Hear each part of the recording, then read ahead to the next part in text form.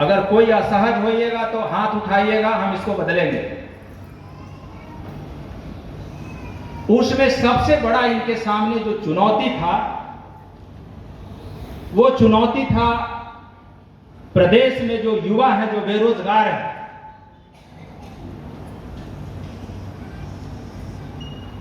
इन्होंने पिछले 20 के विधानसभा के चुनाव में पूरे बिहार के आवाम को विश्वास दिलाया था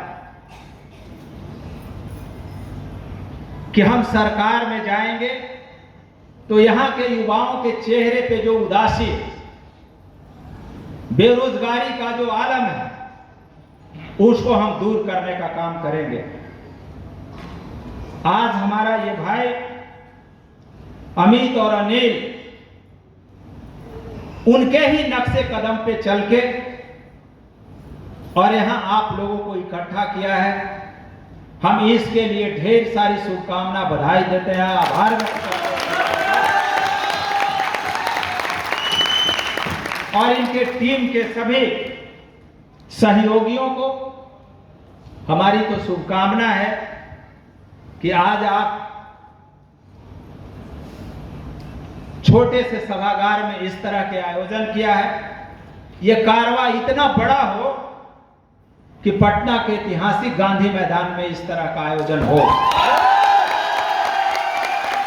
और उस पटना के ऐतिहासिक गांधी मैदान के मंच से हम लोगों को रूबरू होने का मौका मिले, आप लोगों से संवाद करने का मौका मिले। हम यही उम्मीद करते हैं और इसी उम्मीद के साथ इन भाइयों को हम धन्यवाद भी देते हैं। साथियों, अभी यहां जितने भी लोग बैठे हैं, किसी के चेहरे पे न जाति है, न धर्म है, न मजहब है और हमारी भी जिम्मेवारी, क्योंकि आप सब लोगों ने बाबा साहब अम्बेडकर के द्वारा जो व्यवहारिक जीवन का ताकतवर वोट का अधिकार जो आप लोगों को दिया गया है, वो वोट का प्रयोग करके आप सब लोग जब हमारे जैसे कार्यकर्ता को विधानसभा में भेजते हैं, लोकसभा में भेजते हैं, तो यही उम्मीद करते हैं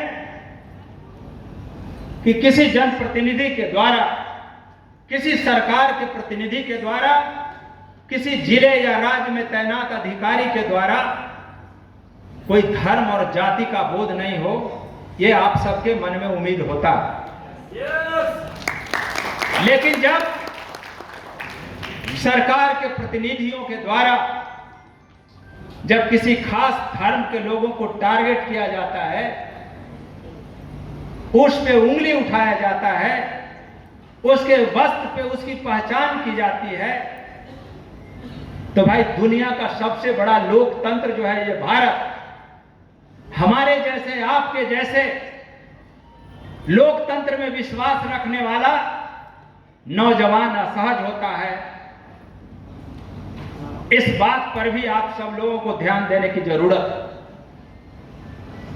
अभी बड़ा है अच्छा अवसर है आप सब लोगों को, चूंकि हमारे नेता भाई पढ़ाई, दवाई, सिंचाई, कार्रवाई और सुनवाई वाली बात करते हैं। ये बड़ा ही मतलब आज के युवाओं के लिए फिट बैठता है और आप लोगों के सामने भी अवसर आने वाला बढ़िया प्रतिनिधि का चुनाव करने का, इसको मत गंवाइएगा। साथियों, सही माने में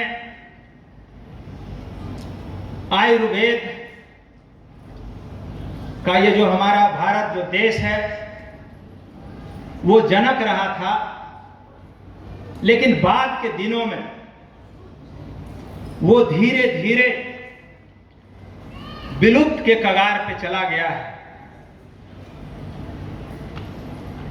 अंग्रेजी दवा, चूंकि खुद हम भाई डायबिटीज के पेशेंट हैं और बहुत सारी दवा इंसुलिन भी लेते हैं। एक बार अभी हमारे गिरजानंदन बाबू बैठे हुए हैं, हमको बराबर बताते हैं, सलाह देते हैं कि सुधे ये दवा खा लो, हम भी खा रहे हैं, तो हमारा मतलब शुगर ये कंट्रोल है, ऐसे है। लेकिन हम एक बार नीम हकीम के फेरे में पड़ गए। किडनी कंट्रोल है।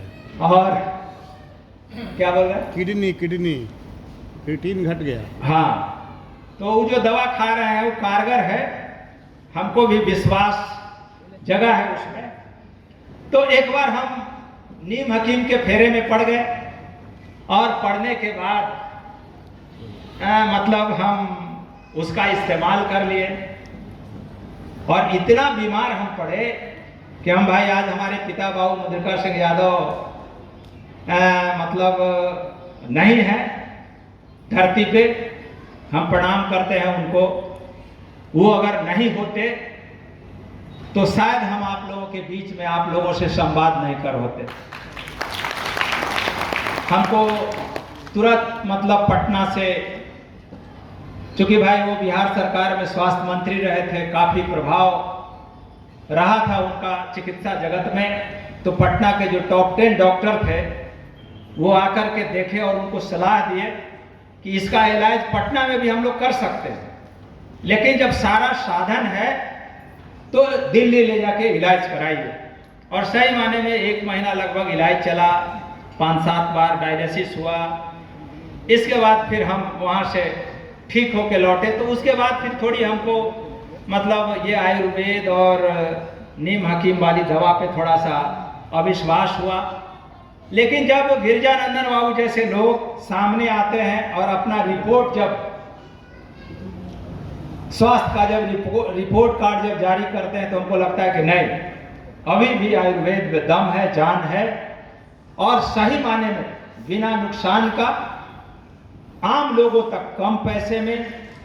क्योंकि अभी तो अंग्रेजी दवा इतनी महंगी है कि भाई एक गरीब परिवार के लोगों को अपना मतलब इलाज कराना संभव नहीं है।